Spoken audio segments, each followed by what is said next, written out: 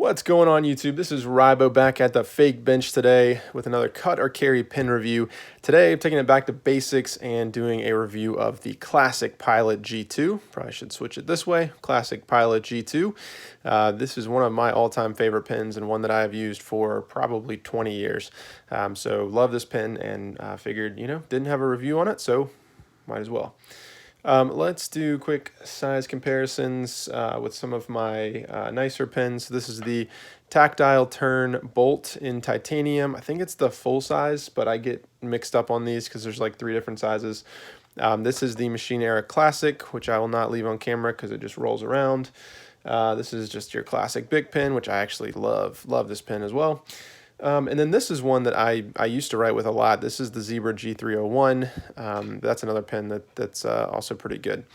Okay, so let's get into it. So things that I like about the Pilot G2.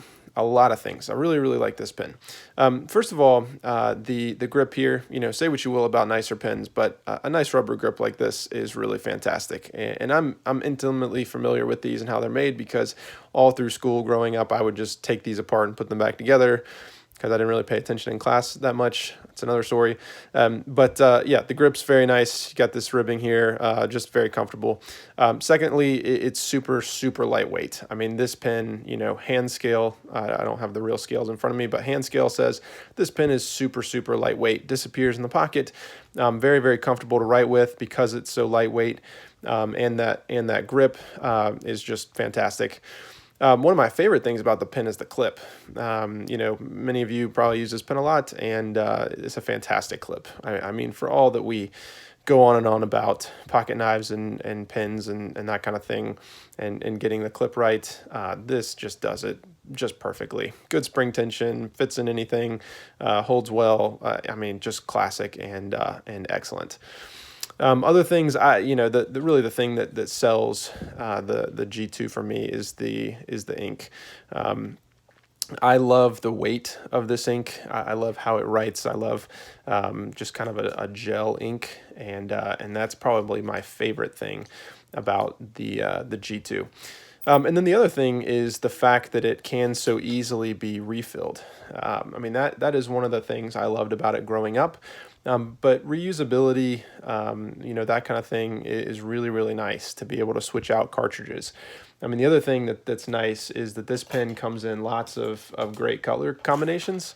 And so you can kind of switch your refills between these depending on what you want. But I always love the fact that I can just switch out, refills instead of having to buy new pens. Granted, they're like $2 pen, maybe, probably less than that if you buy a multi-pack. But it's still very nice to have a refillable pen and something that's this inexpensive and easy to find. Then probably finally the thing that I love the most is that you can just get these anywhere, right? So you can pick these up at a drugstore or Walmart, really anywhere that you can find writing instruments, you can find a Pilot G2. And that means that I've used it for, like I said, probably 20 years. I mean, I can remember back to grade school using this pen. So it's just kind of become a gold standard, at least in my life, and I know a lot of people really love this. I actually like this pen so much that I kind of have a standard of, I will not buy a nicer pen unless it accepts a G2 refill. That's kind of what has led me to the pens that I've chosen. What do I not like about the Pilot G2? Not really anything. I really like this pen. And that kind of leads me to the reason that I did this video. A lot of times we tend to get really deep into our hobbies. We love the things that we collect, and there's a lot of good there, right? For me personally, I love to see things that are well made. I like to see, high quality machining and engineering and creativity and ingenuity. And that's one of the things that I love about the watch and the gear kind of niche, right? There's a lot of opportunity to see creativity and just people doing things different way, problem solving, technology advancements, etc. But at the end of the day, what ends up happening is we spend a lot of money and a lot of time obsessing over needless details when something as simple as a Pilot G2 far exceeds most of the other products out there. I mean, to date, I've spent $200, $300 on pens. I actually have a tie scribe coming to me right now, which is, I want to say $120 pen. which I hopefully will enjoy and like a lot. But at the end of the day, this is the one that that I always gravitate towards. It's lighter weight. It does a better job in almost every way than every other pin out there, right? You have a machine era markup, which is smaller. It looks cooler. It's going to patina nicer, but it doesn't have a clip. It rolls away, and it's super heavy. You have something like your tactile turn here, which is a very nice pin, but it's super heavy. It has a great clip, but it's pretty thick. It is, at the end of the day, absolutely not as comfortable to write with as the classic Pilot G2.